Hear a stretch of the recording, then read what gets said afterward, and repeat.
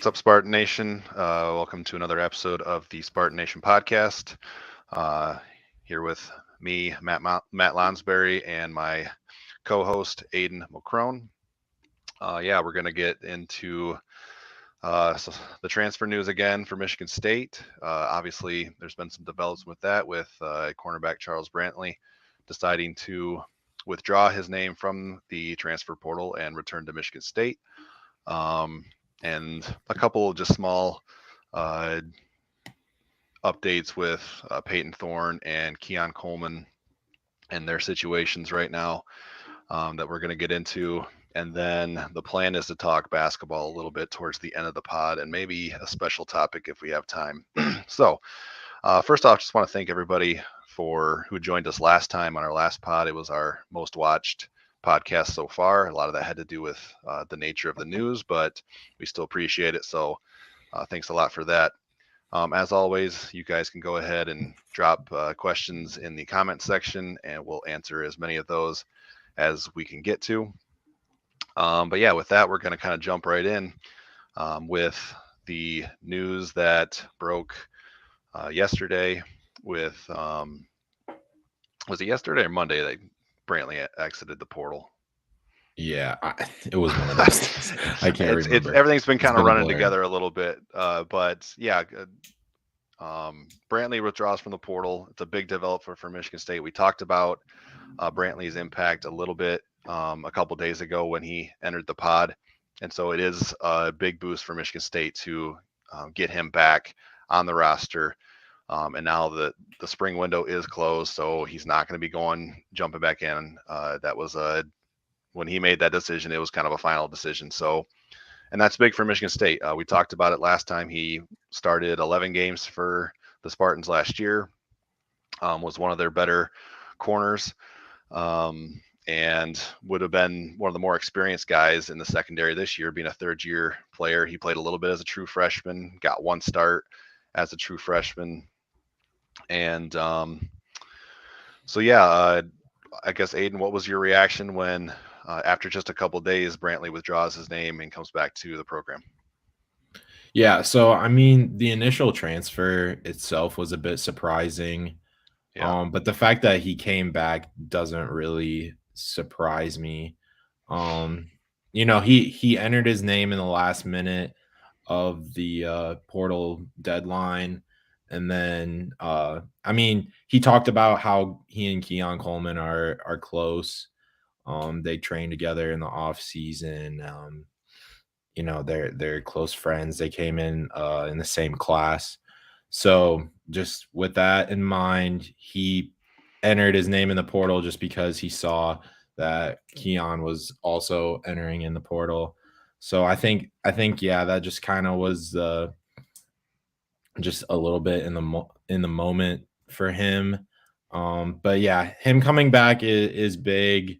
He had two official offers that he posted from Colorado and Oklahoma, and I was a little bit surprised. I knew he was going to get Power 5 interest. I was not expecting somewhere like Oklahoma. Colorado has been offering everybody because they have a lot of roster spots, so that wasn't so surprising.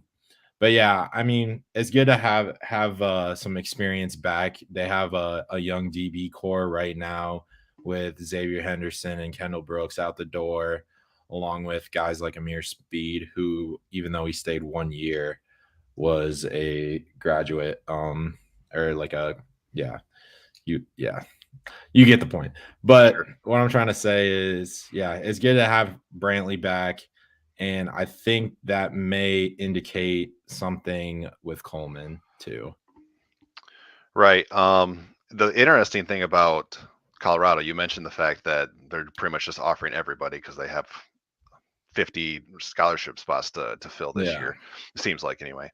But at the same time, they got Travis Hunter, and they have who's the Cormani McLean is the true freshman that they just signed in this last class. Both of those guys are 5-star, or in Hunter's case, a past 5-star guy. And so like they have a couple corners there that they're expecting to start. I don't know if Hunter's going to play just primary. I think he's going to play both ways this year for Colorado.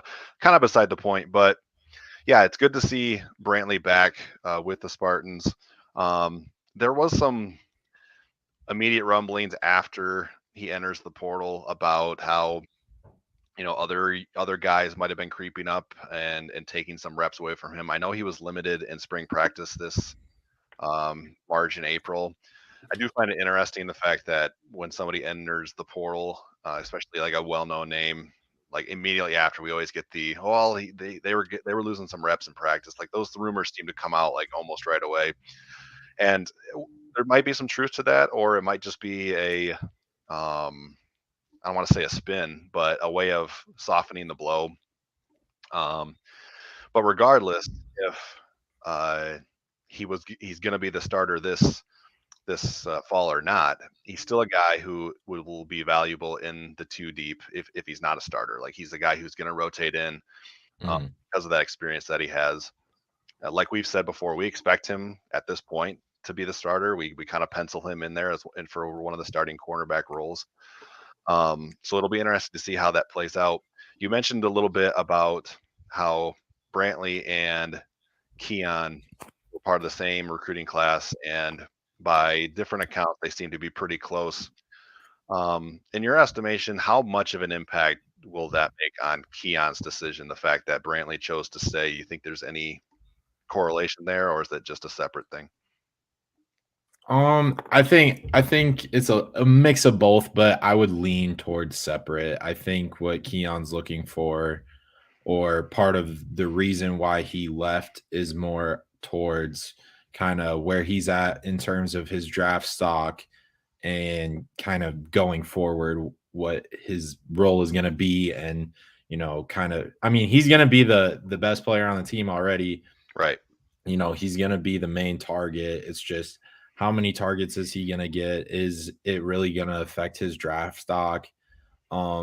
Which I don't really find that to be the case.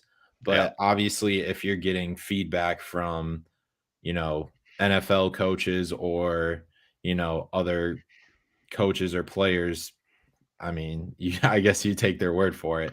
So maybe some coaching staffs and like college coaching staffs that have some guys on it that have NFL experience. I mean, I'm not going to name specific schools, but like a certain like school A could have a wide receivers coach who has coached in the NFL, and so then they use that guy to be the one to approach a player who's on a roster and give their insight as far as if like, in the rumor going around or is that Keon was being pitched that Payton Thorne, if he won the starting job, would impact Coleman's draft stock in a negative way. And I'll throw up this question from Cameron about any truth to Coleman not wanting to play with Thorne. That's not my scoop. That was Justin Thind from 24/7 Sports, his scoop. We did discuss it a little bit on our last pod. I can't say for myself that it's 100% true or not because it's not my scoop. Like it wasn't me talking to different people and coming up with that. But I will say that Justin's pretty good at what he does.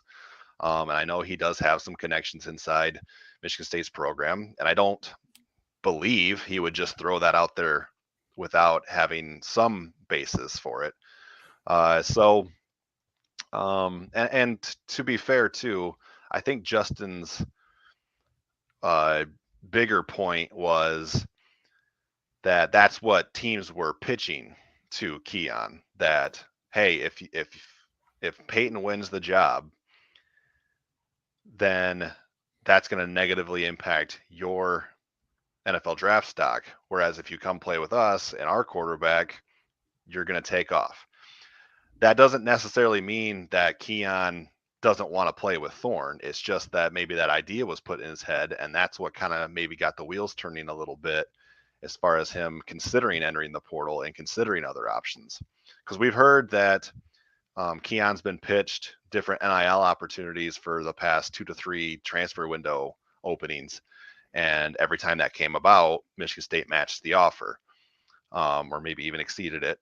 We don't have exact numbers on that or what Keon's making, but It does kind of make sense that just that added, and this was before the draft too. You got to remember that according to Justin, it was about a week to a week and a half before the NFL draft that these whispers were kind of being put in Keon's head. So this is before Jayden Reed goes in the second round.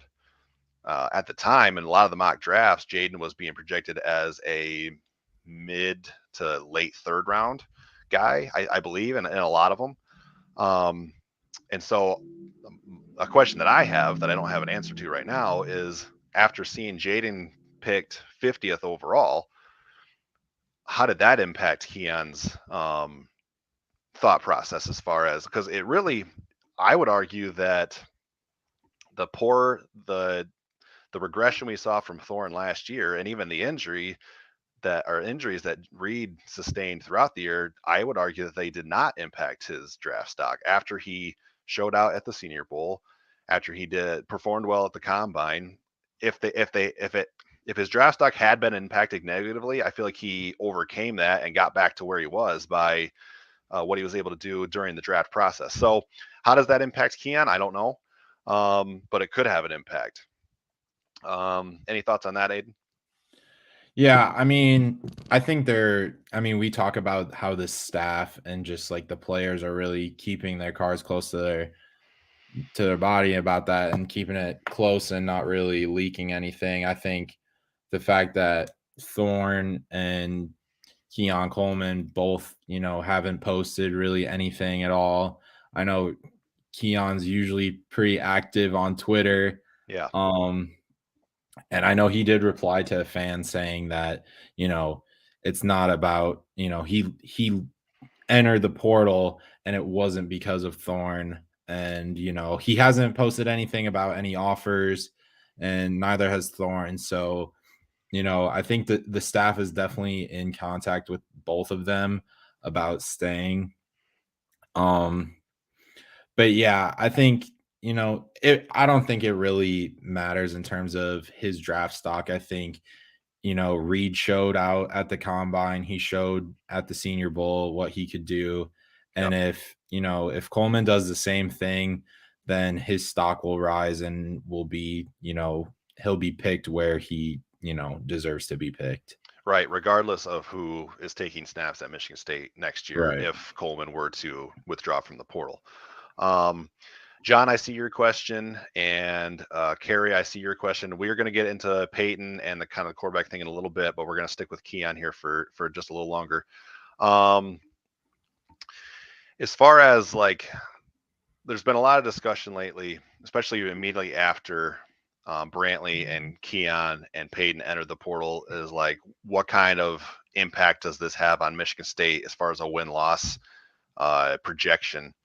And it's a little bit of an unfair question right now, because obviously Michigan State's going to add players from now until the start of the 2023 season, or at least until I would imagine fall camp or summer conditioning.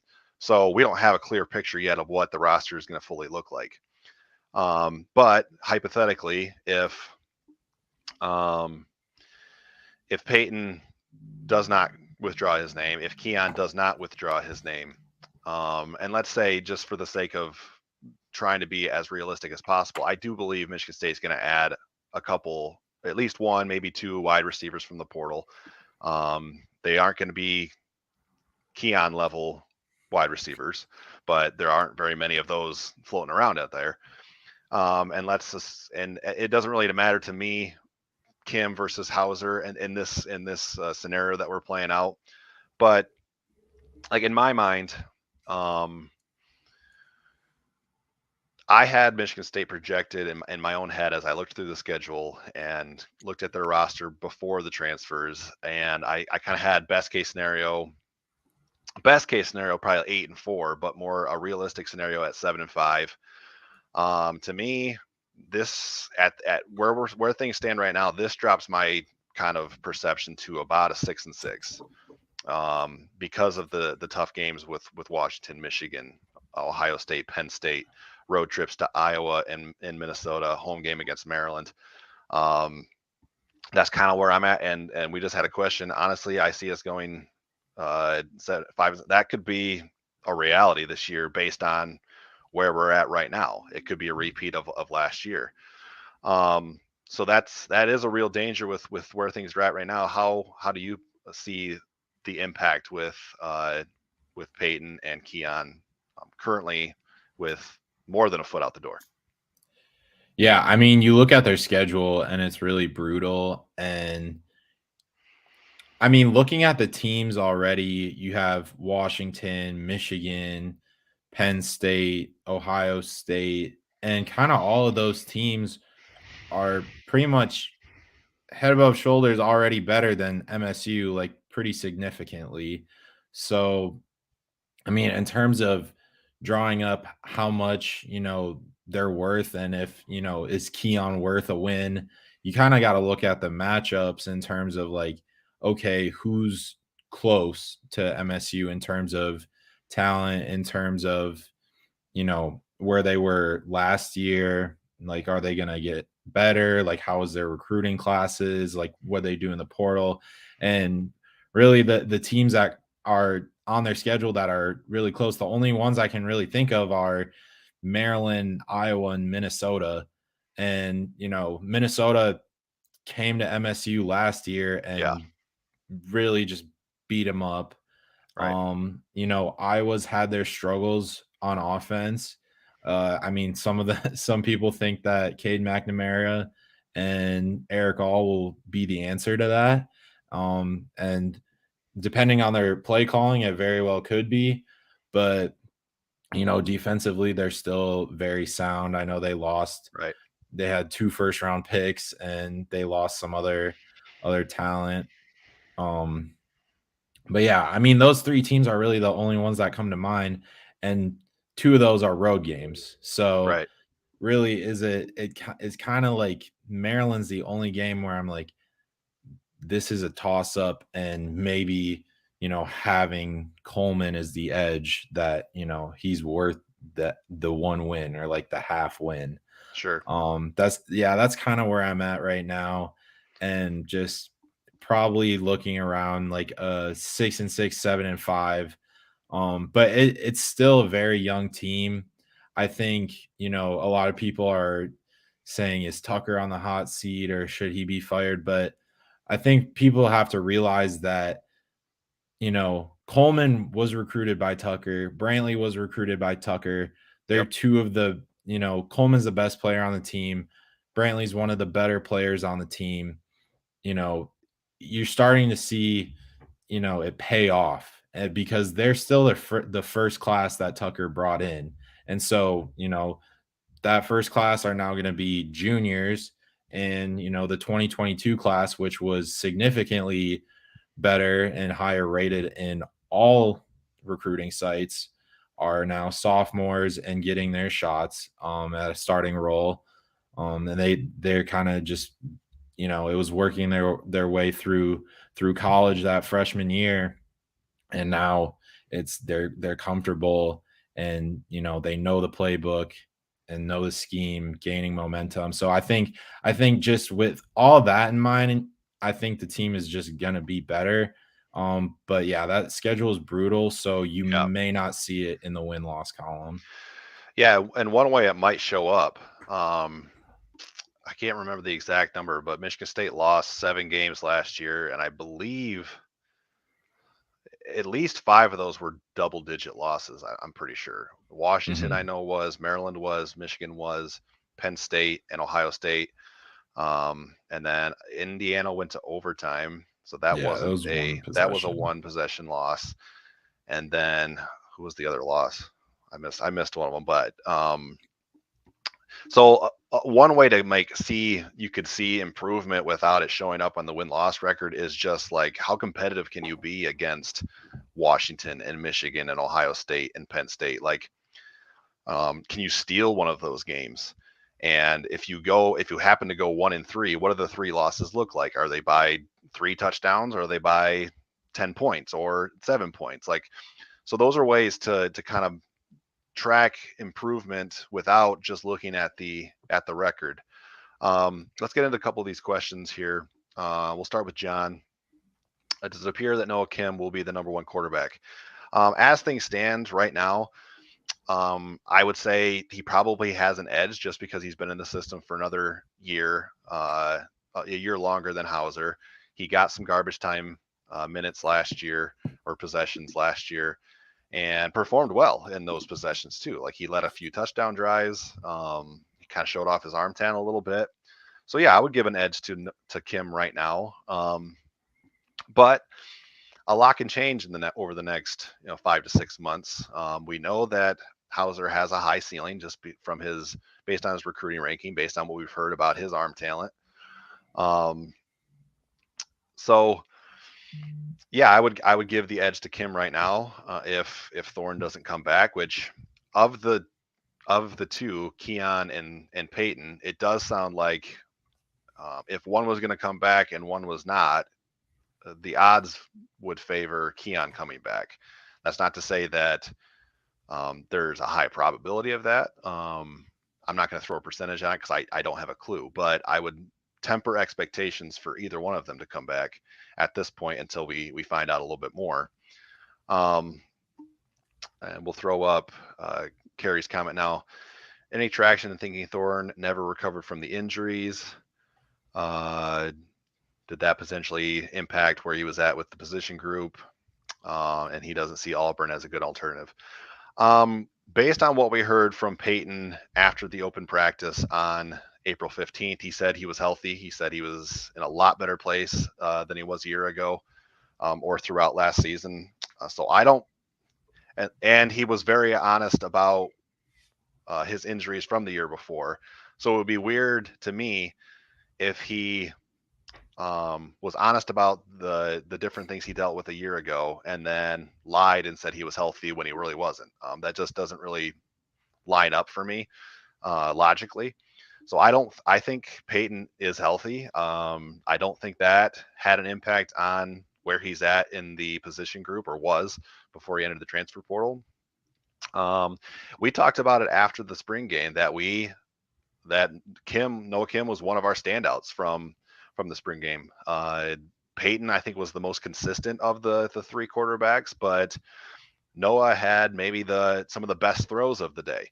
Higher highs and maybe some lower lows than Payton. So I do think Kim was pushing Payton. Did that lead to him entering the portal because he was afraid of if Michigan State gets off to a slow start? And did he not want to deal with the noise of everybody calling for Noah again? I don't know, maybe.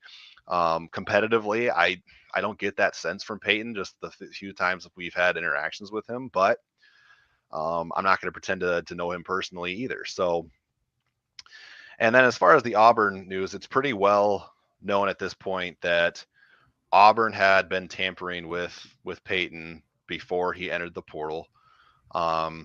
We don't know specifically what the message to Payton was, but it might have had something to do with the fact that Michigan State threw him into an open competition despite 2 years of experience, despite the fact that Noah has appeared in, 14 games or something like that. He's thrown like 19 passes. Hauser threw 2 passes last year. That's all the experience he has. So maybe there was some disgruntlement that they tried to prey on. I don't know. I do know that Auburn's brought in a new coaching staff with Hugh Freeze, who came over from Liberty. He was the former coach at Ole Miss before he was fired for nefarious acts. I'll just put it that way, with recruiting and other things. So they might just be desperate for a veteran quarterback who can kind of get them through that first year until they get their recruiting going. Like, there's a lot of different angles you can play. And I don't know what their pitch was to Payton. We talked a little bit about the impact of Keon. What impact does Payton's potential departure, and at this point, we'll just assume that he's going to find a new school. What impact does that make, just from an experience standpoint? And how do you see that impacting Michigan State this year? Yeah, I think the biggest thing is just the leadership standpoint. Like I've said, it's a really young team. Again, they're still kind of transitioning between the Mark D'Antonio players and the Mel Tucker players. It's you're in that transition phase right now, and Thorne was the leader. He beat out Anthony Russo in 2021. A guy, a transfer that Tucker's staff brought in. He still beat him out. Obviously Jaden Reed is another D'Antonio recruit that flourished at MSU under Tucker. So, I mean, just in that sense, he's been a good bridge quarterback. Obviously last year was, very underwhelming for him and did not, nearly live up to the expectations that were set after going 11-2. So I think, there's a lot of pressure on him for, what his next move was going to be after going 5-7 and, dropping 6 losses. But yeah, I mean, going back to the Auburn thing, I know Auburn had TJ Finley, their other quarterback, who started at least a few games last year. I don't think he started all of them. He entered the transfer portal, and so he's pretty much gone. So they are for sure getting a new quarterback. Whether or not it's Payton Thorne, I don't know. But it sure seems that there are lots of parallels between Thorne and Auburn, which, tampering or not, it's pretty obvious. So yeah, but I mean, going back to the Kim and Hauser, I think, I mean, there's definitely going to be a battle still. And just, I think, in terms of arm talent, you talk about Hauser, he probably has the best arm talent of the three. But again, that's just one piece of it. Right. And, being in the system for 3 years now is definitely a big upside for Thorne, and definitely a big leg up on the other two. And then, as for Kim, he's a guy that's been here for, it's going to be his senior year now. So he's kind of just waiting patiently for his shot. But I will say, in terms of Thorne leaving, I will say statistically, lots of blue chip quarterbacks, pretty much every blue chip quarterback will enter the portal in either year 2, at the end of year 1, or beginning or middle of year 2.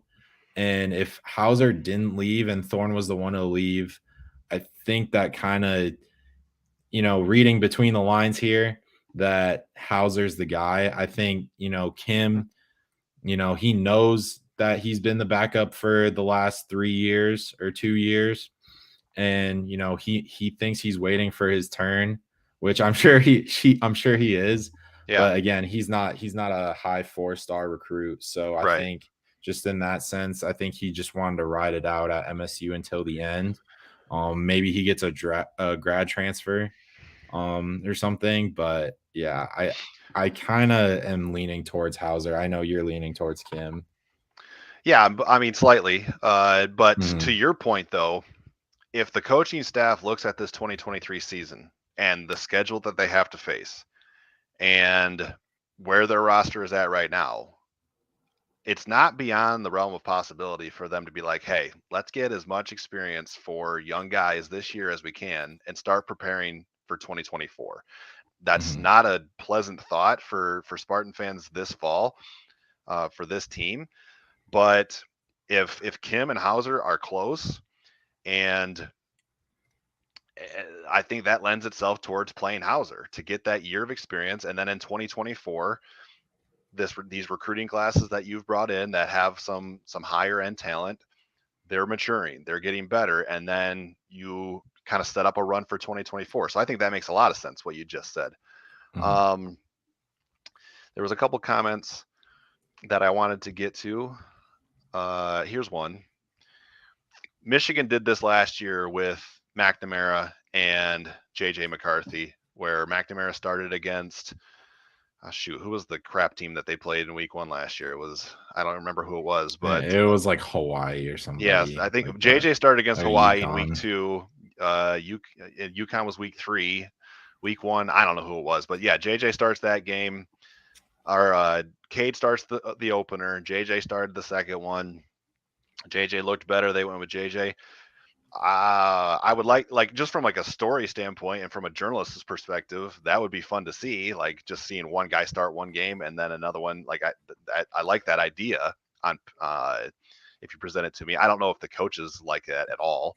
I would say it's possible, I suppose, but I'll also say that Harbaugh's a little quirky and weird, and there's certainly a segment of people who cover Michigan who believe that JJ was the guy they wanted all along, but they wanted to throw Cade a bone, and so they maybe threw him that first start. They maybe on its surface they kind of projected it as like this is the last deciding factor of who wins, but maybe all along they wanted JJ, and then their thoughts were confirmed by what they saw in those first 2 weeks, and they went with JJ. That's speculation. I don't know. But so to answer your question, I like the idea of it. I don't know if the coaches like it or not, but it would be a lot of fun to see. Kyle had a mention, and this was back when we were talking about Brantley, but he says I'm hyped about the defense.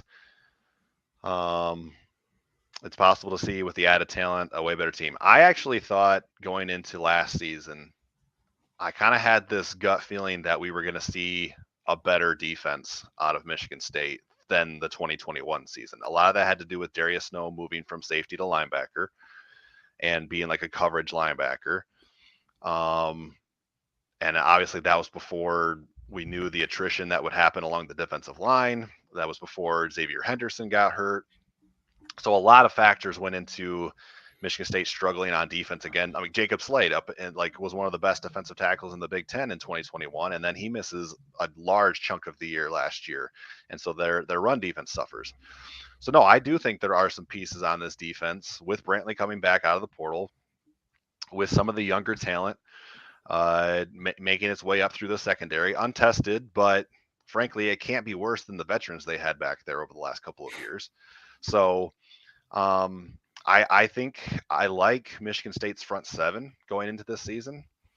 If Darius Snow can get back to being the player we thought he was going to be in 2022, and that's a big if at this point. He didn't participate in spring practice. He had a big brace on his leg.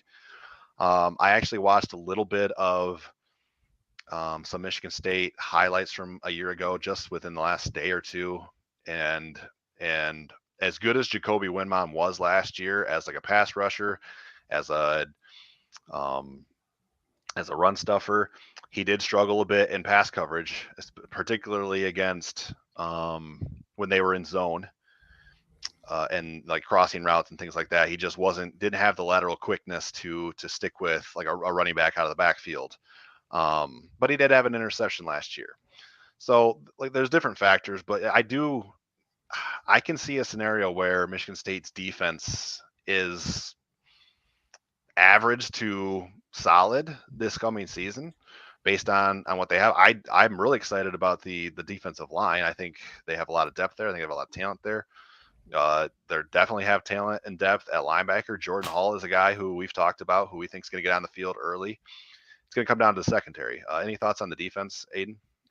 Yeah, I mean, I think it's exciting. I still am not ready to be like, oh yeah, this team can lean on the defense just yet, because I think I need to see more out of them. But they did show improvement at the end of the season. You know, they held Illinois, who was a top 25 team, and while they weren't a great passing team, they were a pretty brutal ground team. And even with that few trenches that they still had, you know, they had a lot of dudes hurt, they still managed to hold them to, I think it was like 13 points.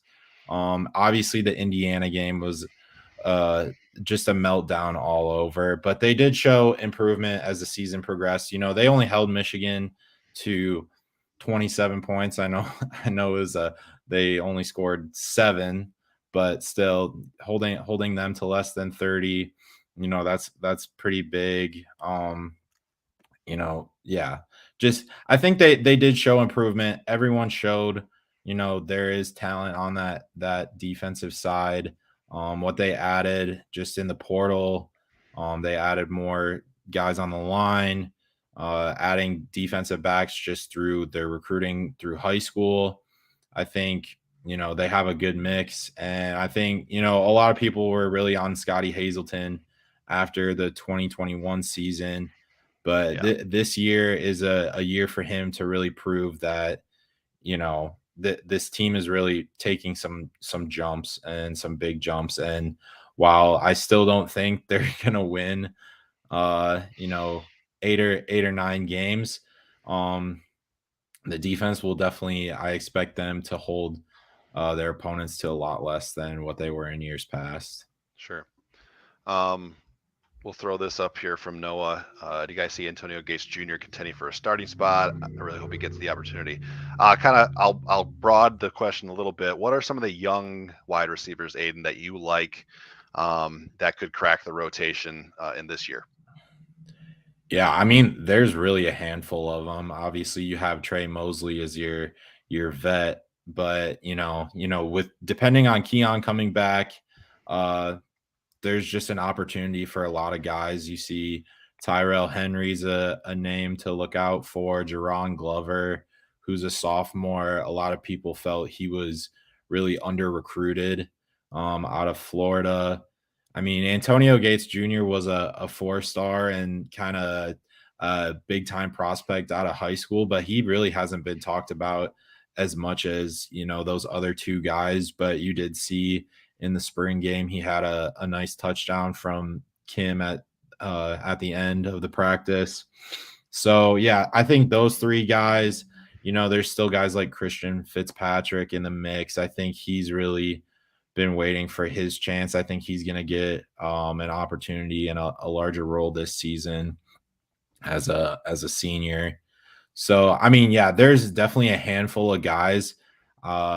Depending on if Coleman comes back, they're going to be battling for 1 or 2 spots. And then, if he doesn't, there's going to be, an open competition looking for a new X receiver and also looking for a new Z to replace Coleman and Reed. And then you got Mosley that'll really lock down the slot. And yeah, I mean, Henry can play inside and out. So it's a name we've heard a lot about this spring. Yeah, Henry. So it'll be really interesting to see where he fits. And just in terms of the scheme, I mean, we talked about how many scholarships they use on tight end. So we'll see where they go in terms of scheme, how much they'll utilize tight end as well, with Malik Carr and the transfers they brought in. Yeah, Michigan State's got so many tight ends on the roster that it's made Jim Harbaugh jealous, and we know how much Jim Harbaugh loves his tight ends. So, just to clear something up, that's the wrong one. Cameron with Coleman and basketball. I'm not privy to like the conversation that happened between Tucker, Izzo, and Coleman, but I do know that Coleman was a little banged up after the Penn State game, which was the season finale in football last year. And I know at least part of the what went into the decision for Coleman not to play basketball was recovering from that injury. And shoot, we've heard about Keon's not concern, but his thinking about his draft stock. Well, the best way for him to improve his NFL draft stock, if he was thinking this back then, would be to focus on football, which is his future, and stay with the team, work with the team, get better at his techniques, get a better grasp on the offense, all of those things. So I do not think that basketball is going to have a big impact on Keon's decision to either where he transfers, number one, or whether or not he's going to come back to Michigan State. I don't think it's a factor. So just wanted to answer that real quick. Let's see here. The question about the kicker, there's Jonathan Kim is a transfer from North Carolina. He's coming in the summer. Yep. And they still have Steven Rusnick, who was there in spring. And yeah, that's really all there is to it. But yeah. It's so the easiest answer to, I guess, the special teams question in general is there's a lot of question marks. You hope that this Jonathan Kim from North Carolina comes over and can solidify that kicker spot, which was a huge issue last year, as you noted in the Indiana game, just brutal. So yeah, I mean, shoot, even a guy who's pretty consistent inside 45 yards would be a massive upgrade over what they had last year. And then at punter, you got to replace arguably the best punter in the nation, which won't be easy. Maybe it won't even be possible. But that's one of those positions. If you're solid at punter and you can flip the field, I mean, that's what punters do. Like, I don't expect what we got out of Bryce Behringer last year. And then again, we're kind of scraping the bottom of the barrel as far as like the roster here, but long snapper, they added a couple, or at least one or two transfers at long snapper last year. Hank Pepper was hurt. We saw some snap issues particularly in the Michigan game, where a couple went over Bryce's head, or he had to make on one of them, he made a catch and got it off barely. On another one later in the game, he has to jump and there's a defender right there. He gets tackled and Michigan State turns it over on downs. So yeah, special teams is definitely a big question mark, and shoot, that could have a bigger impact if we're being honest about a win or a loss. We saw it last year with Indiana. And even maybe the Wisconsin game at some point, I think Michigan State just stopped kicking field goals, it seemed like, against Wisconsin because they didn't trust anybody back there, but they ended up winning that game. But so yeah, that's definitely something to keep an eye on. I'm going to do a quick scan here for any other pressing questions. And then we'll move on to a new topic. Let's see. Cameron says that the offensive line has to improve. That's a given. There's better depth there for sure this year, but you still need to see that top 5 to 7 improve and be better. And hopefully you get a more consistent rotation there as opposed to last year, which was kind of mix and match for good portions of the year. Kerry asked about Kim in relief. I don't know if they scored every time he came in, but I know that he led several scoring drives. I think that's about it for football. We're gonna shift gears a little bit to basketball here, and then we might come back to football if we have time. But for those of you who don't know, Joe Lunardi does this bracketology throughout the year. It's not just during basketball season. And so we want to talk about that a little bit. But before we get into that, Aiden had a little bit of an update. Update is kind of a loose term here, with AJ Hogard, and just kind of share what you saw over the weekend, AJ, on social media and things like that. Yeah, I mean, it really isn't much of like an inside scoop, but yeah, there was a post yesterday about finals week for MSU basketball that AJ Hogard was in. He was actually throwing Tom Izzo into a dunk tank as kind of a team bonding. And he was there, but I will note that Jaden Akins was not seen in the video posted. So take that with a grain of salt, because breaking news, there's no guarantee, but Aiken's it's kind of yeah, but it kind of just doubles down in terms of Hogard will be back for next season, and that's really all there is to it. Right. I mean, we expect that. We expect AJ to be back, even the way that he. Oh, do we have some breaking news here? I don't know if I can't copy. It might just be the post of the. Oh, he said just hit though. Aiden, why don't you hop on Instagram? I don't know if you follow anybody that would, but just to make sure we're not missing anything here. And Brian, if you can clarify what that was, I can't pull up the link. It's Keon Coleman on Instagram. Okay. That it's kind of just his farewell that he's leaving. Oh, so there's that. Then. Well, that's fairly significant. Have to bear with us a little bit here, people. I'm gonna check out what's going on here, because I do follow Keon on Instagram. Well, so do you. So kind of read me a statement if you don't mind, Aiden. Oh yeah, hold on. I gotta pull it back up. It was just he just said, "Dear Spartan Nation, I know you all already have seen the rumors and speculations, and they're true. Wanted to take the time and show my appreciation to everyone. Appreciate you all for taking me in with open arms, helping me become the player I am and the man I am off the field. Appreciate everlasting support."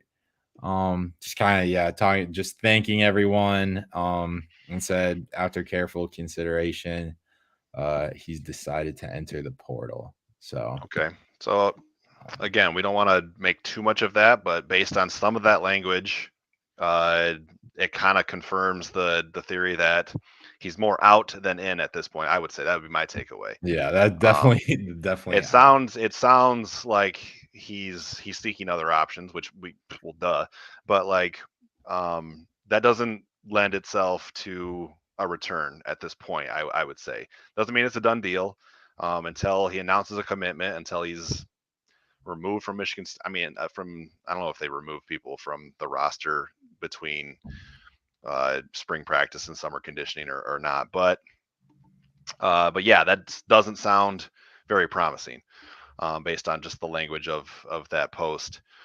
So yeah, that's something that we'll continue to monitor, and we'll see where it goes.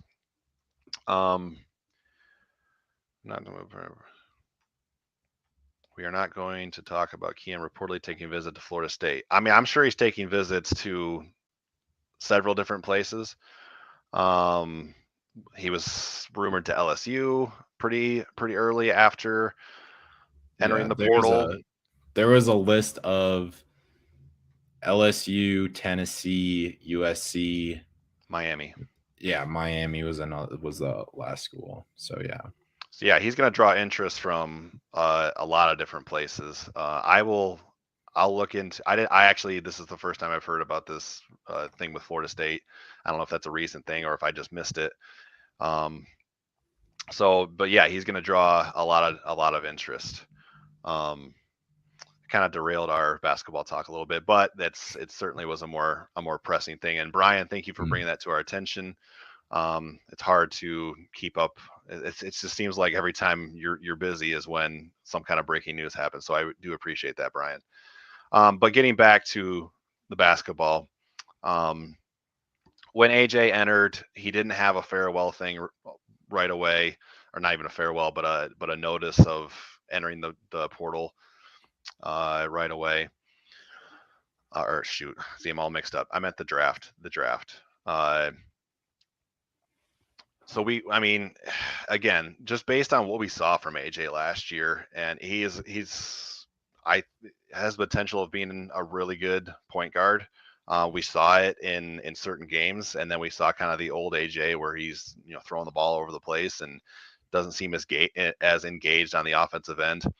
So it's about consistency, but he's not a professional prospect right now. So we do expect him to be back. So again, not breaking news there, but a nice little tidbit that kind of confirms a little bit of those thoughts. It's not really a secret. As far as Akins not being there, again, we're not going to read too much into that either. Who knows what he's up to right now? He could be getting ready for the combine or different things. So I'm not going to read too much into Akins either. But transitioning from that to Joe Lunardi's projections for next season, he dropped like an updated one yesterday. And not only does it have Michigan State as like the automatic qualifier for the Big Ten, which means Lunardi's projecting them to either win the regular season or the Big Ten tournament title. But also he has Michigan State as a number 1 seed. And not only that, but the number 1 seed in the Midwest, which is going to be with Detroit is the host city for the Midwest region in 2024. So talk about a dream scenario for Michigan State, winning the Big Ten, a number 1 seed, playing in Detroit for the NCAA tournament. Like, talk about that scenario, Aiden.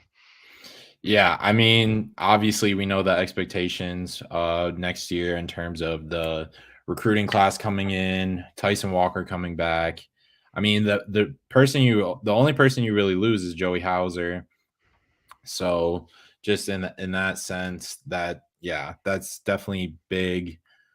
They made steps at the end of the season. They took a couple steps back, like the Iowa game and stuff. But they have a lot more depth than they did last year. They have a lot more size than they will last year. They'll have a lot more athleticism. You know, just everything. This team is expected to be better and compete for the Big Ten. And really, it seems to me at this point, I know it's the off season still, but at this point, it's pretty much a 2-horse race between them and Purdue for the Big Ten. So just with that in mind, yeah, like expecting a 1 seed shouldn't be that far off, and kind of like national championship level expectations. I know that's a little excessive in May, but there is a buzz around MSU basketball right now, more so than than football, in a good way. So yeah. And Ted, to answer your question, yes, June 1st is the deadline for players to withdraw from the draft for undergraduates or underclassmen to withdraw from the draft. So I pulled up, because we had a couple people mention it, I did pull up the thing with Keon in Florida State. Looks like he's going to visit Tallahassee this upcoming weekend, Friday through Sunday. It's his first scheduled visit since he entered the portal a couple days ago. Other programs being linked to Keon are Oklahoma, LSU, North Carolina. Which if we're going back to the quarterback thing, Oklahoma with Dylan Gabriel, make of that what you will. I think he's a decent quarterback, but he wasn't healthy much last year. Jaden Daniels had a good year for LSU last season. Jordan Travis for Florida State's a pretty good quarterback, and then Drake May is one of the top NFL draft prospects for 2024 at North Carolina, so that kind of makes a lot of sense too. That would be, I mean, you talk about a scenario that would just be hard for Michigan State fans to swallow. Can you imagine if he goes to North Carolina, like not LSU where he's from, not like who knows, but like of all the places, North Carolina, that would be kind of a and I know North Carolina managed to keep Drake May from entering the portal, because I know there were some schools in the SEC. I know Bama was one of the names trying to poach him and offering him a lot of money that North Carolina managed to match. So in terms of NIL, I think North Carolina seems to be doing all right to keep Drake May, but we'll see how much they're willing to offer for someone like Keon Coleman. Right. And I will say that, I mean, quarterbacks in the portal right now in this spring window are such a hot commodity. It's kind of like the supply and the demand is completely skewed. So, I mean, that's why, Tyler Buckner jumps in the portal for Notre Dame and winds up at Alabama. I mean, I know Buckner was a pretty highly recruited guy coming out of high school and highly rated guy coming out of high school. But I watched a decent amount of Notre Dame football because my best friend's a Notre Dame fan. Make of that what you will. But so I keep tabs on Notre Dame, and I watch Buckner play, and I don't think he's that good. Let me put it this way. Payton Thorne last year was better than what I saw of Tyler Buckner so far in his Notre Dame career. So, but that just kind of speaks to the desperation of some of these schools who have a quarterback problem. There's not a lot to choose from in this spring window as far as quarterbacks. So you ask, like somebody mentioned Auburn earlier, why would Auburn be interested? Well, that's why. It's because it's just so slim pickings in the portal for right. At that position. So, I know we kind of jumped a lot over the place over the last couple minutes with basketball, but just to kind of put a cap on Lenardi and his term projections. A lot has to come together. We've talked about this before. There's the excitement is warranted. with Walker coming back, with Malik Carr coming back, and at worst, Malik's going to be at least a veteran presence for these younger guys. If he gets kind of passed up on the depth chart and the rotation, we'll see what happens with his foot.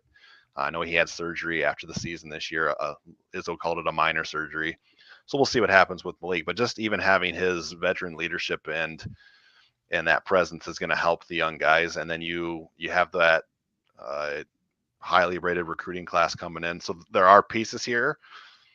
Izzo and his staff just have to put the pieces together starting this summer. And yeah, the potential is sky high. So, and just from a bit of a selfish standpoint, it was fun to go to New York last year, and seeing Madison Square Garden was incredible.